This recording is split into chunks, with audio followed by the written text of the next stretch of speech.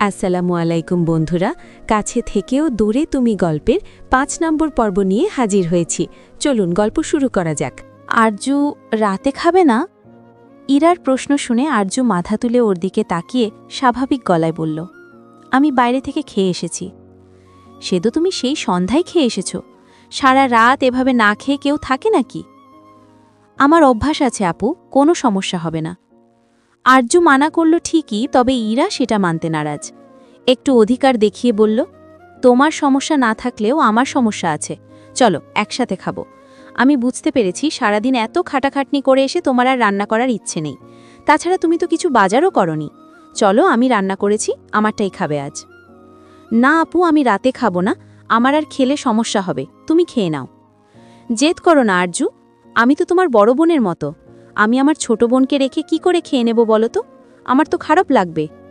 ইরার এত যত্নবোধায় আরজুর ভালো লাগল, তবে খুব বেশি নিজের ভালো লাগাটা প্রকাশ করল না। খুবই অল্প হেসে উত্তর দিল। এতটাই অল্প হাসল যেন ইরা বুঝতে না পারে যে আরজু খুব বেশি খুশি হয়েছে, কেননা আরজু নিজের খুশি অন্যদেরকে দেখাতে খুব একটা বেশি পছন্দ করে না। তুমি খেয়ে নাও আপু, আমি অন্য কোনো দিন তোমার রান্না করা খাবার খাবো। আজকে পেট একদম ভরা, এখন যদি আবার খাই তাহলে অসুবিধা হবে। সত্যি বলছি, আমার পেট ভরা আছে। ইরা কেন যেন আর জোর করতে পারল না। এখনও আরজুর সাথে এতটা ভালো সম্পর্ক তৈরি হয়নি যে আরও জোর করতে পারে। আরজুর কথায় সম্মতি জানিয়ে চলে গেল। আরজু নিজের পানির বোতলটা ভরে নিয়ে এসে বই নিয়ে বিছানার উপরে বসল।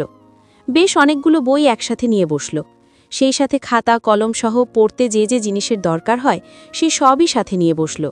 জোরে জোরে পড়ার অভ্যাস আরজুর নেই।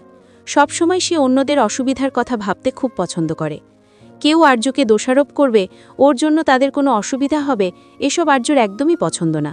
তাই দরকার পড়লে নিজের অসুবিধা করবে, তবুও অন্যদের অসুবিধা করবে না। ইরা খেয়ে দিয়ে বিছানায় গিয়ে শুয়ে পড়ল। সময় অনেক হয়েছে দেখে আরজুকে উদ্দেশ্য করে বলল, কখন ঘুমোবে আরজু? সামনে পরীক্ষা আছে আপু, দেখি কতক্ষণ পড়া যায়। ঘুম এলে ঘুমিয়ে পড়ব, চিন্তা করো না। তুমিও ঘুমিয়ে পড়ো। আচ্ছা ঠিক আছে, বেশি রাত জেগো না, শরীর খারাপ করবে। তুমি লাইটটা বন্ধ করে দিয়ে ঘুমো, না হলে তোমার সমস্যা হবে। ইরা আপত্তি জানিয়ে বলল, আরে না, আমি লাইট অফ করে ঘুমোলে তুমি পড়বে কি করে? আমার ঘুমের থেকে তোমার পড়াটা বেশি গুরুত্বপূর্ণ। তুমি পড়ো, আমার অসুবিধা হবে না, আমি কাঁথা মুড়ি দিয়ে ঘুমোবো। আরজু কিছু বলল না ইরাকে। চুপচাপ উঠে গিয়ে নিজেই লাইটটা অফ করে দিয়ে এসে আবার বিছানায় বসল। ফোনের ফ্ল্যাশলাইটটা অন করে আবারও বিড়বিড় করে পড়তে শুরু করল। ইরা যেন অবাক না হয়ে পারল না। মনে মনে ভাবল, মুনতাসির এটা কোন আজব প্রাণীকে ওর কাছে পাঠিয়েছে। এখন ইরা বুঝতে পারছে মুনতাসির কেন বলেছিল যেন আরজুর একটু খেয়াল রাখে। মেয়েটা বড়ই অদ্ভুত। তবে ইরা আর আরজুকে নিয়ে বেশি ভাবার সময় পেল না। তার আগেই ওর ফোনটা বেজে উঠল। স্ক্রিনে ভেসে ওঠা নামটা দেখেই ইরার মুখে হাসি ফুটল। এখন তো আর আরজুকে নিয়ে ভাবার কোনো প্রশ্নই আসে না। ফোনটা রিসিভ করে কানে ধরল। পড়ার মাঝে আরজু খেয়াল করল ইরার হাসির শব্দ ভেসে আসছে। বিড়বিড় করে কার সাথে যেন কথা বলছে। তবে আরজু চেষ্টা করল সেদিকে মনোযোগ না দেওয়ার। পড়ার মাঝে খেয়াল করল পেটের ভেতর বেশ অনেকগুলো ইঁদুর দৌড়াদৌড়ি শুরু করে দিয়েছে। নিজের পড়া বন্ধ করে পানি খেয়ে নিল। এক নিমিষে 1 বোতল পানি পুরোটাই শেষ করল। যাক, অন্তত কিছু সময়ের জন্য আরাম পাওয়া যাবে। পড়তে পড়তে আরজুর রাত 2টা বেজে গেল। তবে আশ্চর্যের ব্যাপার হলো এখনও ইরার হাসির শব্দ মাঝে মাঝে কানে ভেসে আসছে। এতক্ষণে আরজুর চোখটাও লেগে আসছে। আর বোধহয় পড়া যাবে না। বইপত্রগুলো গুছিয়ে রেখে বোতলটা আবারও ভরে এনে পানিটুকু খেয়ে নিল। কাঁথা মুড়ি দিয়ে শুয়ে পড়ল। কয়েক মিনিট পরে উঠে বসল। ধীর কণ্ঠে একবার ইরাকে ডাকল, ইরা আপু। আরজুর এক ডাকেই ইরা কাঁথার ভেতর থেকে বেরিয়ে এলো। ব্যতিব্যস্ত গলায় বলল, কি হয়েছে আরজু, কোনো সমস্যা? একটা প্রশ্ন করি? হ্যাঁ বলো। তুমি কি কোনো ছেলের সাথে কথা বলছো? আরজুর এমন অদ্ভুত প্রশ্নে ইরা বোধহয় একটু বিব্রতই হল। ইরা যে বিব্রত বোধ করছে আরজু বেশ ভালোই বুঝতে পারল সেটা। তড়িঘড়ি করে নিজের অপরাধ স্বীকার করে বলল, দুঃখিত আপু এই প্রশ্নটা করার জন্য। আরে না, সমস্যা নেই। হ্যাঁ, আমি একটা ছেলের সাথে কথা বলছি। ইরা উত্তরটা দেওয়াতে আরজু আলতো হাসল। তবে মুহূর্তের মাঝেই তার মুখ থেকে সেই হাসিটা আবার সরে গেল। গম্ভীর গলায় বলল, এত কথা বলো না, পরে তুমি কষ্ট পাবে। জানো, ছেলেরা একদম ভালো হয় না, ওরা শুধু ঠকায়। এখন তোমায় ভালোবাসি বলবে, কিন্তু পরে যখন তুমি হাতটা ধরতে চাইবে তখন আর খুঁজে পাবে না তাকে। তুমি অনেক ভালো, অযথা এসবে জড়িও না, কষ্ট পাবে, আর আমার কথায় খারাপ লেগে থাকলে দুঃখিত। কথাটা বলে আরজু কাঁথা মুড়ি দিয়ে শুয়ে পড়ল। ইরা হাঁ করে ওর দিকে তাকিয়ে থাকল। এই মেয়েটা তো ইরার মাথা খারাপ করে দিচ্ছে। ফোনের অপর পাশে থাকা মুনতাসির সমানে ইরাকে ডেকে যাচ্ছে, সেদিকে ইরার কোনো খেয়ালই নেই। বেশ অনেকক্ষণ পর ইরা হুঁশে ফিলে ফোনটা কানে ধরে বলল, বিশ্বাস করো, আরজু খুবই অদ্ভুত। আমার মনে হয় ওর মানসিক কোনো সমস্যা আছে। মুনতাসির একটা দীর্ঘশ্বাস ফেলে বলল, এই জিনিসটা তো আমারও মনে হয়, সেজন্যই ওকে তোমার ওখানে পাঠিয়েছি। একটু খেয়াল রেখো ওর। মেয়েটা খুব একা, ওর খেয়াল রাখার কেউ নেই। ভার্সিটিতেও সারাদিন একাই থাকে। ওর জন্য যে কেন এত চিন্তা হয় জানি না। ইরার কপালের মাঝে সূক্ষ্ম ভাঁজের সৃষ্টি হল। সন্দেহী গলায় বলল, এত অতিরিক্ত টানের কারণ কি? এসব কিন্তু ভালো না মনু। ইরার মুখ থেকে মনু ডাকটা শুনে মুনতাসির ফোনের অপর পাশে থেকেই লজ্জায় পড়ে গেল। আবার এসব নামে ডাকছ কেন? আর বললাম তো, এর কারণ আমি নিজেও জানি না। আমার ডাকতে ভালো লাগে তাই ডাকি। যাই হোক, আজ ছেড়ে দিলাম তোমায়। এখন ফোনটা রাখি, না হলে বলা যায় না আরজু কখন আবার উঠে কি বলে। মুনতাসির সাইজা নিয়ে ফোনটা রেখে দিল। আরজু? কণ্ঠটা আরজুর কাছে পরিচিত মনে হলো না অপরিচিত মনে হলো সেটা ঠিক বুঝল না। তবে যেহেতু ওর নাম ধরে ডেকেছে, তাহলে একবার অন্তত তাকিয়ে দেখা উচিত যে কে ডাকছে। বলা যায় এক প্রকার বাধ্যবাধকতা থেকে আরজু পেছন ফিরে তাকাল। সামনে দাঁড়ানো আরমানকে চেনা চেনা লাগল, তবে কেন যেন মনে করতে পারছে না কোথায় দেখেছে। মস্তিষ্কে ভীষণ জোর প্রয়োগের পর মনে পড়ল যে গতকাল এই ছেলের লোকই ঝামেলা পাকিয়েছিল। কোনো কথা বলার প্রয়োজন মনে করলে না সে। আরমান ভরকালো ও কখন আরজুর পেছনে লোক লাগালে সেটাই তো বুঝতে পারছে না। জোরপূর্বক হাসার চেষ্টা করে বলল, আপনি ভুল ভাবছেন। আমি আপনার পেছনে কেন লোক লাগাতে যাব? আপনি মিথ্যে বলছেন, আর এটাই প্রমাণ করছে আপনি ভালো মানুষ না। আরমান যেন এবারে আকাশ থেকে পড়ল। মেয়েটা কেমন যেন যন্ত্রের মতন কথা বলে। কথার মাঝে কোনো মায়া, মমতা, আবেগ কিছু নেই। কথার কোনো লাগামও নেই। আসলে আমার মনে হয় আমি অতটাও খারাপ না যতটা আপনি বানাতে চাইছেন। সত্যি বলছি, আমি আপনার পেছনে কোনো লোক লাগাইনি। আবারও মিথ্যে বললেন। আমার পেছনে লোক না লাগালে আমার নাম জানতেন না আপনি। আমি এখন অবধি আপনাকে আমার নাম জানাইনি। আমার পেছনে লোক না লাগালে আপনি এটাও জানতেন না যে আমি কখন ভার্সিটিতে আসি। এখন বলুন, কেন লাগিয়েছেন লোক আমার পেছনে? ও আচ্ছা, এজন্য আপনি বলছেন আপনার পেছনে লোক লাগিয়েছি। ওয়েট, আমি এক্সপ্লেন করছি। সংক্ষেপে বলুন। আরমান একটা শুষ্ক ঢোক গিলে নিজের ভিতরে তৈরি করা বড় ব্যাখ্যা বিশ্লেষণটাকে ছোট করার চেষ্টা করল। আরমান তো চায় তাদের কথোপকথন দীর্ঘ হোক, কিন্তু আরজু চাইছে সংক্ষেপে সব শেষ করতে। এখন দুজনের ইচ্ছেকে প্রাধান্য দিয়ে আরমান ঠিক করল নিজেদের কথোপকথন মাঝারি পর্যায়ে রাখবে। আসলে আপনি আমাকে যে নাম্বারটা দিয়েছিলেন, মানে যেই নাম্বারে ভুল করে আপনার টাকা চলে গিয়েছিল, উনি টাকাটা ফেরত দিতে রাজি হয়েছেন। এখন এটা তো আবার আপনাকে জানাতে হতো, সেই জন্য শুধু আপনার ব্যাপারে খোঁজ খবরটা দিয়েছি। আরজু সন্দেহী গলায় বলল, সত্যি উনি দিতে রাজি হয়েছেন, নাকি আবার আপনি আপনার ক্ষমতা দেখানোর জন্য নিজের পকেট থেকে টাকাটা দিতে চাইছেন? আমার থেকে একটা ভোট কিনবেন, তাই তা? আরমান বৃদ্ধাঙ্গুলের সাহায্যে কপালের ঘামটুকু মুছে নিয়ে জোরপূর্বক হেসে বলল, আপনি তো আমার প্রেশার বাড়িয়ে দিচ্ছেন। দাঁড়ান, আমি আপনাকে প্রমাণ দেখাচ্ছি। কথাটা বলে আরমান নিজের ফোনটা বের করে দেখালো। যেই নাম্বারটা আরজু আরমানকে দিয়েছিল, সেই নাম্বার থেকে আরমানের ফোনে ৫,০০০ টাকা এসেছে।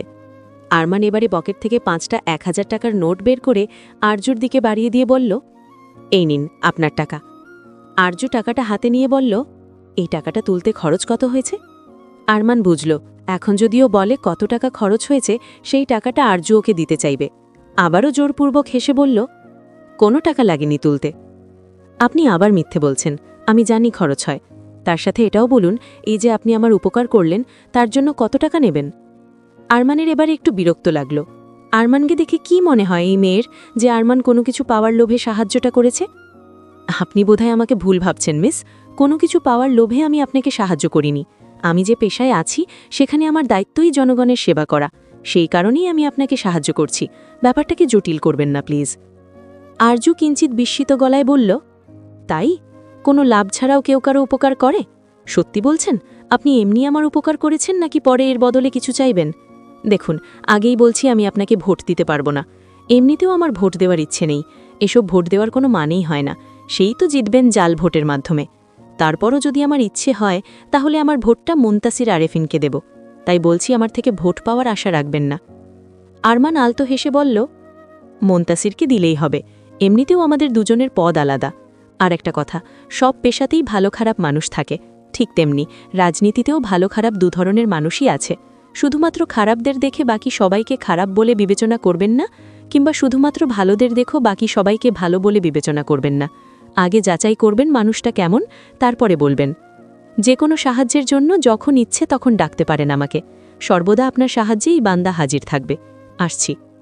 আরমান চলে যেতে ধরলে আরজু পিছন থেকে থামতে বলল। আরমান একটু খুশি হলো থামতে বলায়। ভাবল হয়তো কৃতজ্ঞতা জানাবে কিংবা আগ বাড়িয়ে আরজু ওর সাথে কথা বলবে। তবে না, তেমন কিছুই হলো না। আরমান পেছন ফিরে তাকাতেই আরজু ওর ব্যাগ হাতুড়ে কিছু খুচরো টাকা বের করল। কয়েকটা 2 টাকার নোট, 5 টাকার নোট, 1 টাকা 2 টাকার কয়েন মিলিয়ে মোট 40 টাকা হলো। সেগুলো আরমানের হাতে দিয়ে বলল, আমি জানি কত টাকা খরচ হয়েছে টাকাটা তুলতে। শুধু পরীক্ষা করছিলাম যে আপনি বেশি চান কিনা বা মিথ্যে বলেন কিনা। উপকারের বদলে কিছু না নিলেও আপনি আমার হয়ে কোনো টাকা খরচ করবেন সেটা আমি মানতে পারবো না। আপাতত 40 টাকা রাখুন, বাকি টাকাটা আমি পরে দিয়ে দেব। আমার কাছে এখন আর খুচরো নেই। আরমান কোনো আপত্তি করল না, হাত বাড়িয়ে টাকাগুলো নিল। আরজু চুপচাপ আরমানকে পাশ কাটিয়ে চলে গেল। আরমান হাতে থাকা টাকাগুলোর দিকে একবার তাকালো। টাকাগুলো বোধহয় ব্যাগের কোনো এক কোনায় পড়েছিল। নোটগুলো কেমন মুচড়ে আছে। কয়েনগুলোর যদিও কোনো ক্ষয়ক্ষতি হওয়ার সম্ভাবনা নেই, তাই হয়নি। আরমান সেগুলো সযত্নে পাঞ্জাবির পকেটে রেখে দিল। এতক্ষণ আরজুর কঠিন কঠিন প্রশ্নে ঘেমে গেছে। সাদা পাঞ্জাবিটা একদম ভিজে উঠেছে। তবে এখন একটু আরাম লাগছে। মেয়েটা দিন দিন যেন ওর প্রতি আরমানের কৌতূহল বাড়িয়ে দিচ্ছে। এতটাই কৌতূহল বাড়িয়ে দিচ্ছে যে আরমানের এখন প্রতিনিয়ত মেয়েটাকে জানতে ইচ্ছে করছে। আরও গভীরভাবে জানতে ইচ্ছে করছে মেয়েটার এত গম্ভীর আচরণের কারণ। সাথে ইচ্ছে করছে মেয়েটার সব গাম্ভীর্যটা শেষ করে দিতে, একটু ওর হাসির কারণ হয়ে উঠতে। আরও কত সময় লাগবে প্রার্থনাকে তৈরি করতে তোমাদের? এত সাজগোজ করানোর কি আছে? এ বাড়ি থেকে তো ওই বাড়িতেই যাবে। নাসিমার কথা শুনে পার্লারের মেয়েটা ব্যস্ত গলায় বলল, এই তো ম্যাম হয়ে এসেছে, শুধু চুলটা বাঁধা বাকি আছে। নাসিমা গম্ভীর গলায় বললেন, চুলের সাথে অত কিছু করতে হবে না, ওকে এমনি সুন্দর লাগে দেখতে। আর এত সাজাতে হবে না, যা সাজিয়েছ এতটুকুই যথেষ্ট। মেয়েটা বোধহয় একটু অবাকই হলো। বিয়ের কনেকে সাজাতে একটু তো সময় লাগবেই, তাই না?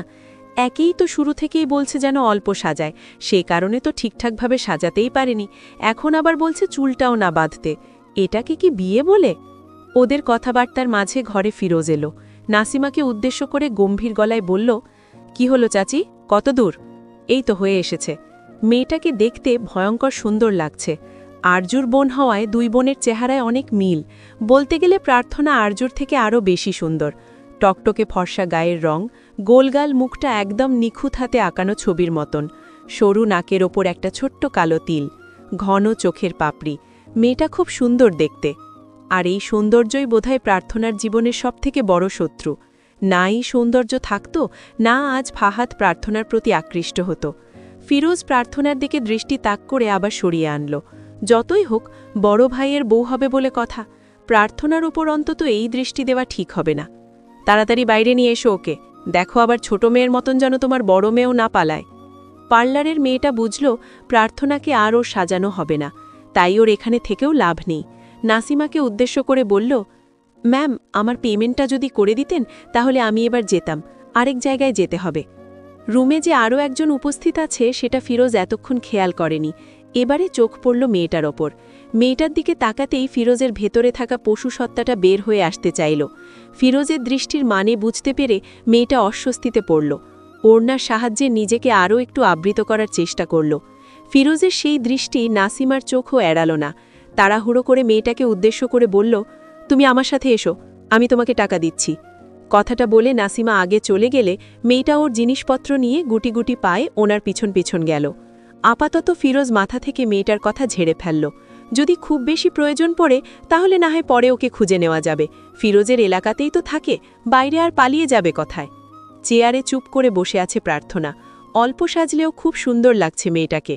আজ প্রার্থনার বিয়ে, তবে ওর প্রিয় মানুষের সাথে না, বরং খুব জঘন্য একজন মানুষের সাথে, যাকে দেখলেই থুতু ফেলতে ইচ্ছে করে। কিন্তু প্রার্থনার কিছু করার নেই, ওকে বিয়েটা করতেই হবে। ফিরোজ এগিয়ে গেল প্রার্থনার দিকে।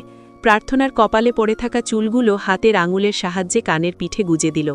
ফিরোজের নোংরা ছোঁয়ায় প্রার্থনা চট করে উঠে দাঁড়াল।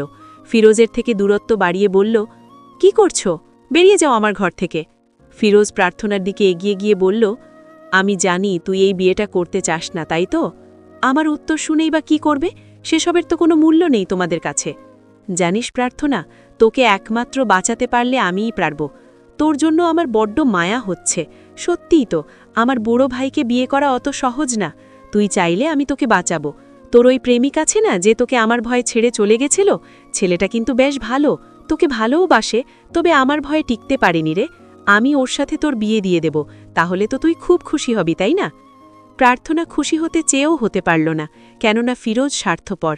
নিজের স্বার্থ ছাড়া তো কখনো কিছু করবে না। সেখানে আজ কোনো কিছু প্রার্থনার থেকে না নিয়ে বিয়েটা ভেঙে দেবে, কখনো হতে পারে না। নিশ্চয়ই এর পেছনে বড় কোনো উদ্দেশ্য আছে। তবে একটা বিষয় আজ নিশ্চিত হল, যে প্রার্থনার ভালোবাসা মিথ্যে ছিল না। ফিরোজের মুখ থেকে সাহিত্য ব্যাপারে শুনে খুব একটা অবাক হয়নি, কেননা অনেকটা তো আন্দাজ করেই নিয়েছিল এই ব্যাপারে। আজ শুধু নিশ্চিত হল। কেন করেছিলে আমার সাথে এমন একটা নোংরা কাজ? আমি কি ক্ষতি করেছিলাম তোমাদের, যে আমার নামে এত বড় একটা অপবাদ বের করলে? আমার ভাইয়ের যে বুড়ো বয়সে ভীমরতি ধরেছিল কচি মেয়ে বিয়ে করার, তুই নজরে পড়ে গিয়েছিলি। ভাই হয়ে নিজের ভাইয়ের আবদার রাখব না? সামান্য একটা মেয়েই তো উপহার চেয়েছিল আমার থেকে, দেব না তা কি করে হয়? তবে হ্যাঁ, তুই যদি এখন আমায় সাহায্য করিস, তবে আমি এই বিয়েটা ভেঙে দিয়ে সাহিত্যর সাথে তোর বিয়েটা দিয়ে দেব। প্রার্থনা সন্দেহী গলায় বলল, সত্যি বলছো নাকি মজা করছো? আমার অনুভূতি নিয়ে খেলছো, তাই না? ফিরোজ হো হো করে হেসে উঠে বলল, মজাও করছি না, তোর অনুভূতি নিয়ে খেলছিও না, সাহায্য করব তোকে। সত্যি বলছি, তোকে সাহায্য করব, কিন্তু বিনিময়ে তোকে আমার একটা উপকার করতে হবে। কি উপকার? আরজুর ঠিকানা বলতে হবে আমায়। তুই শুধু আমায় ওর ঠিকানাটা বলবি, তারপরে যদি ও মাটির নিচেও লুকিয়ে থাকে, সেখান থেকে আমি ওকে টেনে বের করে আনব। দেখ প্রার্থনা, তুই শুধু আমায় ঠিকানা বলার বদলে আমি এই বিয়েটা ভেঙে দেব, সেই সাথে তোর সাহিত্যকে খুঁজে এনে ওর সাথে তোর বিয়েটা দিয়ে দেব।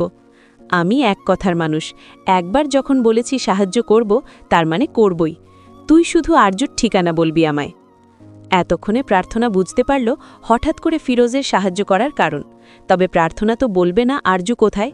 ও মরে গেলেও কোনোদিন আরজুর ঠিকানা বলবে না। ওর জীবনটা তো শেষ হয়ে গেছে, এমনিতেও প্রার্থনার বাঁচার ইচ্ছে নেই। তবে প্রার্থনা জানে আরজু বাঁচতে চায়, নিজের মতন করে প্রাণ খুলে বাঁচতে চায়। নিজের বোনের জীবনটা প্রার্থনা কোনো মতেই নিজের সুখের বিনিময়ে ধ্বংস করতে পারবে না। তবে ফিরাজকে বুঝতে দিলেও চলবে না আরজু কোথায় আছে, সেসব প্রার্থনা জানে। বিশ্বাস করো, আমি জানি না আরজু কোথায় থাকে, ও আমাকে বলে যায়নি। তোমরা যতটুকু জানো, আমিও ঠিক ততটুকুই। ফিরোজ হাসল। হাসিটা স্বাভাবিক হলেও প্রার্থনার কেমন যেন ভয় হল। আবার মিথ্যে, আবার মিথ্যে। প্রার্থনা, তুই দিন দিন কেমন যেন আরজুর মতো সাহসী হয়ে যাচ্ছিস। ভয় পাস না আর আমায় দেখে? না আমার চোখে চোখ রেখে মিথ্যেটা বলতে কি বুকটা কাঁপল না তোর? আমি বললাম তো, আমি জানি না আরজু কোথায় থাকে। ফিরোজ এগিয়ে গিয়ে প্রার্থনার চুলের মুঠি খামচে ধরল। প্রার্থনা ব্যথায় আর্তনাদ গড়ে উঠল, তবে ফিরোজের সেসবে কোনো খেয়াল নেই। দাঁত কিরমিরিয়ে বলল, শুধু ভাইয়ের বউ জন্য বেঁচে গেলি, না হলে বিশ্বাস কর এখন তোর এমন অবস্থা করতাম যে তুই ফিরোজকে দেখে এরপর থেকে কাঁপতি। আমাকে আমার আরজুকে পাওয়ার পথে বাঁধা হয়ে দাঁড়ানোর জন্য তোর শরীর থেকে মাংস খুবলে খেতাম। শুধু একটা কারণে বেঁচে গেলি, তুই আমার ভাইয়ের বউ। প্রার্থনা ক্রন্দনরত সরে বলল, ছাড়ো, মানুষ তো তুমি, একটুও কি অন্যের ব্যথায় কষ্ট হয় না? আমি তো তোমার বোন। চুপ কর শালি, তবে একটা কথা মনে রাখিস প্রার্থনা, তোকে দিয়েই আমি আরজুকে বের করব। আমি জানি একবার যদি আরজুর কানে যায় যে আমি ওর আপার গায়ে হাত তুলেছি, ও ঠিক নিজ থেকে ধরা দেবে। ওদের কথাবার্তার মাঝে রুমে একটা অল্প বয়সী মেয়ে প্রবেশ করল। বয়স এই 14-15 হবে। ফিরোজকে প্রার্থনার চুলের মুঠি ধরে থাকতে দেখে আঁতকে উঠল। তাড়াহুড়ো করে এগিয়ে এসে ফিরোজের থেকে প্রার্থনাকে ছাড়ানোর চেষ্টা করল। অনুরোধের স্বরে বলল, চাচ্চু ছাড়ো, লাগছে তো প্রার্থনা ফুপির, ছাড়ো বলছি। ফিরোজ বাধ্য হল ছেড়ে দিতে।